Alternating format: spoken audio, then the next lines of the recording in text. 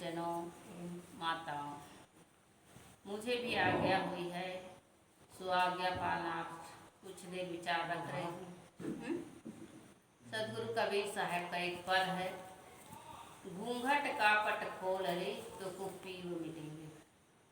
सदगुरु कबीर साहब जी इस पद में कहते हैं कि घूंघट का पट खोल रे तो कुप्पी मिलेंगे।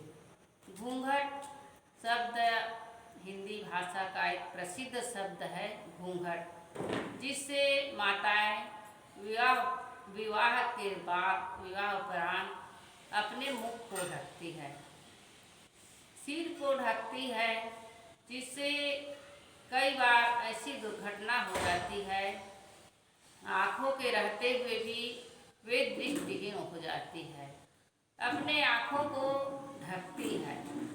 लेकिन कई बार ऐसा दुर्घटना हो जाता है कि वे कहीं चलते चलते दीवार में टकरा जाती है या कहीं पैर में ठोकर लग जाता है या कई दुर्घटनाग्रस्त सड़क आदि में चलने से दुर्घटनाग्रस्त हो जाते हैं। तो यह घूंघट है अपने मन की जो आँखें हैं अपने स्वरूप को ढक देते हैं, अपने आप को याद नहीं करते हैं, अपने परमात्मा को वे नहीं पा सकते हैं। ये जो घूंघट है विषय वासनाओं का घूंघट है, काम का घूंघट है, मोह का घूंघट है, लोभ का घूंघट है। इसलिए गोस्वामी जी ने कहा है कामवात लोभ अपारा, लोभ कामवात क्रोध अपारा, लोभ मोहनित छाती जारा, यह मानस श्लोक में कहा गया है। तो काम एक ऐसा पर्दा है जिससे लोग काम वासना में पड़कर अपने आप को पीड़ित कर लेते हैं, अपने आप को गंवा देते हैं, उसी में पड़कर अपना जीवन को उलझा देते हैं। काम एक ऐसा शब्द है, काम तो मनुष्य को करना ही पड़ता है, व्यवहारिक कार्य के लिए काम जरूरी है। लेकिन जो काम वासना में पड़ जाता है, जो इस चक्कर में पड़ता है, उसको जीवन भर रोना पड़ता है। काम से ही सबकी उत्पत्ति होती है, सभी जीवों का उत्पन्न होता है। लेकिन जो व्यक्ति उसी में पड़ा रहता है उसका जीवन केवल सुखी नहीं होता है, उसी में अपना जीवन को उलझाए रहता है। इस पर एक दृष्टांत है, कहा जाता है कि एक व्यक्ति उस काम वासना में ऐसा पड़ जाता है कि जो एक नर्तकी थी वह अपने महल में थी। तो एक बार एक चोर को गांव वाले उसे हथकड़ी लगा कर के ले जा रहे थे। वह चोर जो डाकू था वह बहुत ही सुंदर था। उसको देख करके वह नर्तकी थी मोहित हो जाती है और उसे कुछ पैसे दे करके उस चोर को वह बुला अपने पास रख लेती है। कुछ दिन के बाद दोनों साथ में रहते हैं। फिर कुछ दिन कहीं टहलने का मन होता है, कहीं घूमने का मन हो जाता है। तो वे दोनों कहीं नदी किनारे पहाड़ के पास चले जाते हैं और वहाँ जाते हैं तो एक डाकू मिल जाता है। वह डाकू रहता है तो उसे मारने के लिए टूट पड़ते हैं। तो दोनों डाकू और जो युवक था दोनों इतना लड़ाई करते हैं, लड़ते लड़ते वे दोनों थक जाते हैं। कुछ समय के बाद उनका तलवार छूट जाता है। फिर उस तलवार को वह नर्तकी जो है जो दूसरा जो डाकू था उसमें वहाँ आया था जंगल में, उसको दे देते हैं। तो वह डाकू जो है उस युवक को मार डालता है। फिर वह नर्तकी जो है पहले जो पीछे जो युवक उसे मिला था जंगल में उसके मुँह पास में पड़ जाती है और जो अपने जो प्रेमिका थे, जो पहले जो लड़के को अपने पास रखे थे उसको मरवा डालती है। तो कुछ समय बाद वह युवक देखता है कि ये अपने प्रेमी को जब मरवा डालती है तो यह क्यों मुझे नहीं मरवाएगी। इस प्रकार से वह उस नर्तकी को भी वह युवक मार डालता है। लेकिन कुछ समय के बाद वह बहुत पश्चाताप में पड़ जाता है, बहुत उसे ग्लानि होता है और स्वयं उसी तलवार में अपना जीवन समाप्त कर देता है। तो हम देखते हैं कि मोह पाश में मनुष्य अपने जीवन को बर्बाद कर देते हैं, मोह में पड़कर अपने जीवन को बर्बाद कर देते हैं। काम वासना में पड़कर वे इतना अपने आप को पीड़ित कर डालते हैं। तो हमें इस समय ऐसे में हमें अपने पति परमात्मा का दर्शन नहीं हो सकता है। इसलिए सद्गुरु कबीर साहब कहते हैं, घूंघट का पट खोल रे तो पीऊ मिलेंगे। हमारे में काम का घूंघट है, क्रोध का, लोभ का, विषय वासनाओं का घूंघट है। इसे जब तक हम हटाएंगे नहीं तब तक हमें आत्मदर्शन नहीं होगा, अपने प्रीतम परमात्मा का दर्शन नहीं हो सकता है। इसलिए हमें चाहिए कि काम, क्रोध, लोभ, मोह आदि अहंकार को हटाएंगे तभी हम अपने प्रीतम परमात्मा का दर्शन कर सकते हैं। दूसरा है काम वाक कब लोभ अपारा। काम जो है, वासना जो है वह वात रोग के समान है, वह हमेशा हमेशा के लिए रहता है।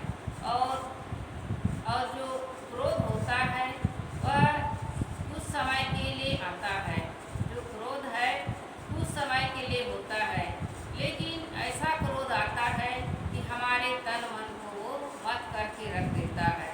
क्रोध की अग्नि में मनुष्य इतना जल जाता है, अपने आप को बहुत ही पीड़ित कर डालता है।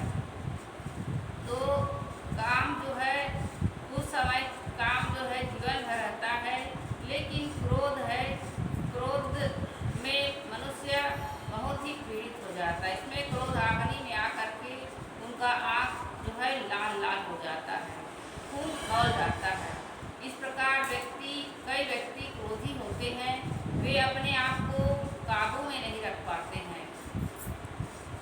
तो कहा जाता है कि एक बार एक व्यक्ति था, वो कहीं सकरी गली से आ रहा था और उस सकरी गली से आ रहा था तो उधर से उसी रास्ते से दूसरा व्यक्ति आ रहा था।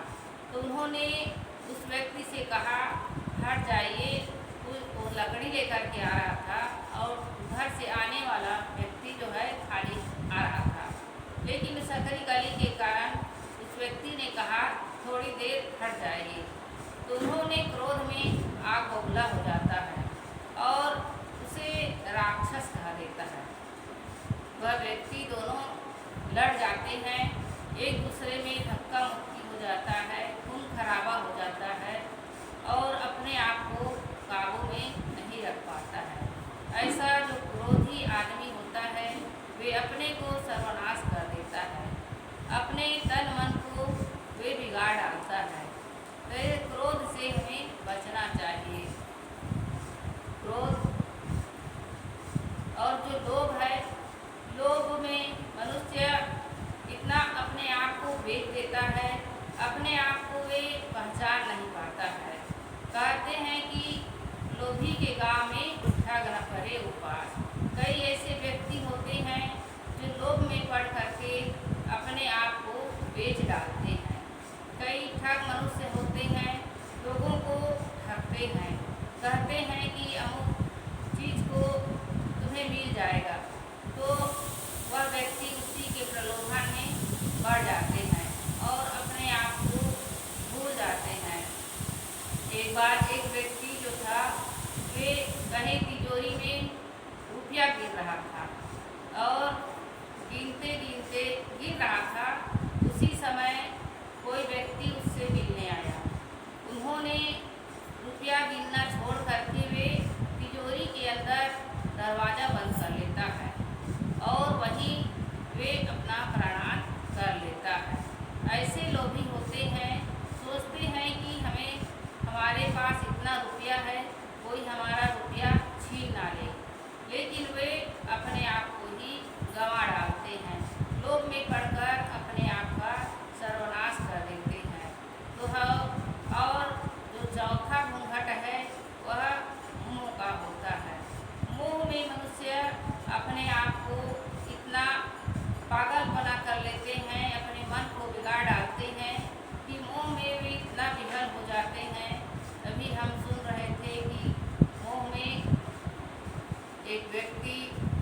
राजा था, वे राजा अपने रानी के मोह में इतना विहल हो गया था कि वे उसकी रानी का शरीर छूट जाने पर राजा जो है बहुत दुखी होता है और बहुत विहल हो जाता है।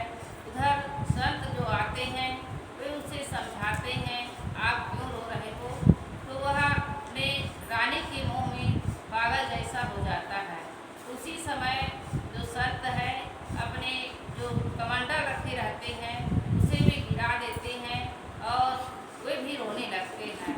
तो राजा उसे कहते हैं कि आप क्यों रो रहे हैं? तो उन्होंने कहा कि मेरा कमंडल जो है गिर गया है, टूट गया है, इसलिए मैं रो रहा हूँ। तो राजा उसे समझाते हैं, यह तो मिट्टी का कमंडल है, मैं तो और खरीद करके ला दूंगा। लेकिन वह संत रोते ही रहते हैं। तो राजा उसे समझाते हैं। तो संत जो है राजा को भी समझाते हैं, जैसे तुम इस रानी के लिए रो रहे हो वैसे मैं इस मिट्टी के पात्र के लिए रो रहा हूँ।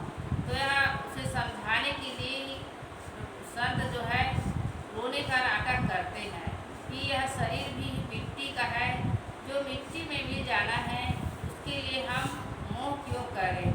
मोह सकल व्याधि कर मूला, मोह सभी व्याधियों का मूल है। सदगुरु कबीर साहब भी कहते हैं, माया मोह मोहित कीना, ताते ज्ञान रतन हरि लीना। माया मोह ऐसा मोह है, माया का मोह, मन का मोह ही माया है। लेकिन उसी में हम लोग इतना भूल जाते हैं कि अपने ज्ञान की रत्न को हम खो देते हैं, अपने ज्ञान रत्न को हम गंवा देते हैं, अपने आप को हम समझ नहीं पाते हैं। हम देखते हैं कि रामायण में भी आता है कि दशरथ जी है कैकेयी के मुँह में व्याकुल हो गए थे। उन्होंने उनकी हर कामना को पूर्ति करने के लिए तैयार रहते थे, लेकिन जब उन्होंने रामचंद्र जी का वनवास मांगते हैं तो वे अपने आप को संभाल नहीं पाते हैं। राम के मुँह में इधर कैकेयी के मुँह, दोनों के मुँह में वे व्याकुल हो जाते हैं और अंततः वे जब कैकेयी जो है राम को वनवास मांगती है, राम के लिए और भरत के लिए राज्य मांगती है, तो राजा दशरथ जी हैं वे अपने प्राण को त्याग देते हैं। और कथा आती है कि रामचंद्र जी जब वनवास गए थे, पंचवटी में कुटिया बनाकर रहते थे, उस समय जब सीता जी है स्वर्ण मृग देख करके वह उसमें मोहित हो जाती है। तो लक्ष्मण उसे बहुत समझाते हैं, फिर भी वे नहीं समझ पाती है और उसी स्वर्ण मृग के लोभ में पड़कर, उसके मोह में पड़कर सीता जी का हरण हो जाता है। और रावण जो है सीता की सुंदरता में मोहित होकर वे उन्हें हरण करके ले जाते हैं और जीवन भर वे वहाँ सीता को अशोक वाटिका में रखते हैं। उनके घर परिवार के लोग उसे कितना भी समझाते हैं लेकिन वे नहीं मानते हैं। अंत में उनका भी विनाश हो जाता है। तो मोह हमारे जो है विनाश का कारण होता है। इसलिए हमारे जीवन में जितने भी जो आवरण है, वह जो पर्दा है, वह मोह का, काम का, क्रोध का, लोभ का जो ये पर्दा है, उसे जब तक हम हटाएंगे नहीं तब तक हमें अपने प्रिय परमात्मा, अपने आत्मा का हम दर्शन नहीं कर पाएंगे। जो मनोवृत्ति है, जो पत्नी है और प्रिय अपने चेतन आत्मा है, जब तक हम उसके दर्शन के लिए काम, क्रोध, लोभ, मोह विकारों को हम नहीं हटाएंगे, इस पर्दा को नहीं हटाएंगे, तब तक हमें इस परमात्मा का दर्शन नहीं हो सकता है। आगे पद में कहते हैं कि घूंघट कापट खोल रे तो प्रिय मिलेंगे, घट घट में वही साईं वसत है, कटुक वचन मत बोल रे। घट घट में जो साईं या परमात्मा विराजमान है, जितने भी प्राणी हैं सबको अपने समान सजाती समझना चाहिए, क्योंकि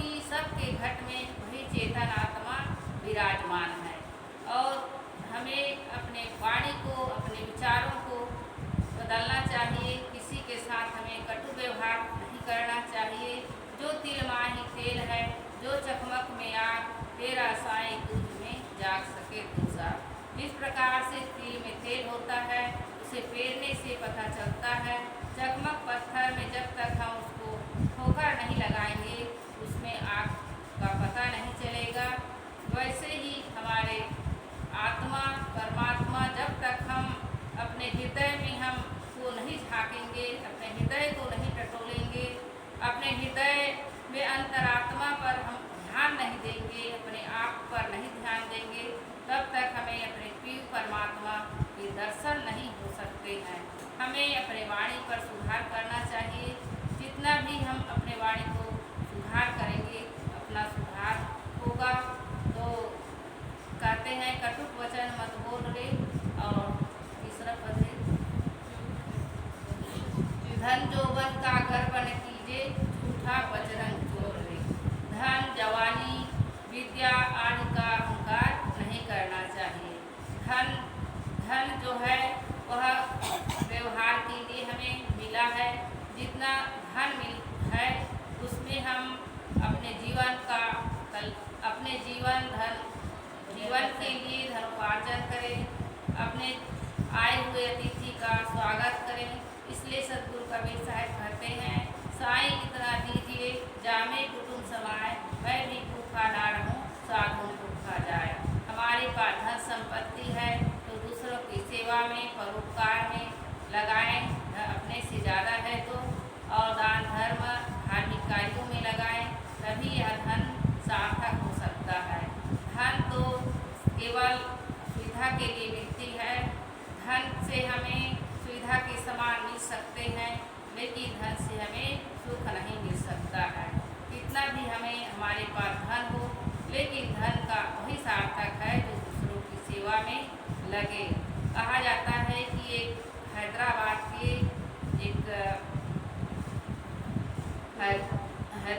के जो एक मुसलमान थे, उनके पास बहुत धन संपत्ति था। उनके पास इतना धन था कि वे 7 महलों में वे अपने रत्न हीरे मोती जो था उसको वे सुखाते थे। और उसके मन में भूत का भ्रम था। उन्हें कई ओझा लोग उसे बताए थे कि तुम्हारे पैर को तुम हंडी में नमक भर करके हंडी में पैर को डुबा करके रखना। तो वो वैसा ही करते थे। उनके जो नौकर चाकर थे वे उस पर हंसी उड़ाते थे। तो लोग धन रहते हुए भी, कितना भी धन हो, लेकिन वे उसका सदुपयोग करना नहीं जानते, और जबकि उसे भयभीत होते हैं। उसकी रक्षा करने के लिए डरते रहते हैं, कहीं चोर ना ले जाए। इस प्रकार व्यक्ति उसी में अपना जीवन खपा देते हैं। तो हमें चाहिए कि जवानी का अहंकार नहीं करना चाहिए।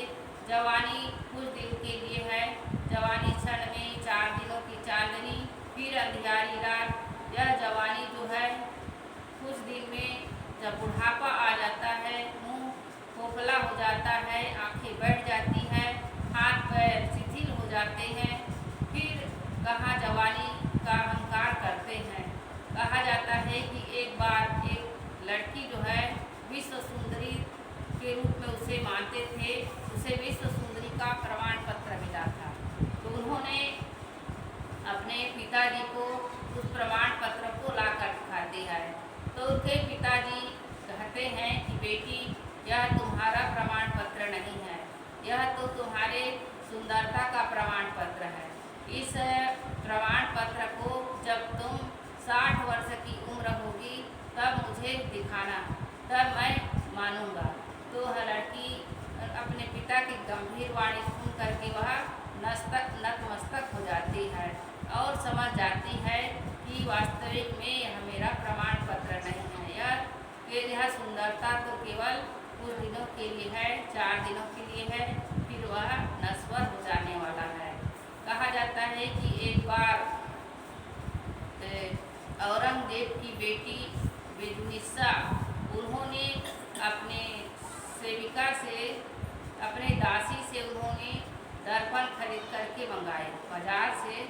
तो वे दर्पण खरीदने गई थी और लाते लाते उसके दर्पण जो है हाथ से छूट जाती है। तो वह दासी जो है वह भयभीत हो जाती है और भय के कारण कांपने लगती है। तो बेजुनिस्सा जो है वह खुश होती है और कहती है कि अच्छा हुआ यह दर्पण टूट गया, नहीं तो मैं उस दर्पण से अपने चेहरे को देखती और प्रसन्न होती कि मैं कितना सुंदर हूँ। इस प्रकार उन्होंने ऐसा कहा। तो हम देखते हैं कि हमारे जो शरीर है, हमारी सुंदरता है, कुछ दिनों के लिए है या जवानी 4 दिनों के लिए है। इसके लिए हमें अहंकार नहीं करना चाहिए। हमें जो कुछ मिला है वह सब छूट जाने वाला है।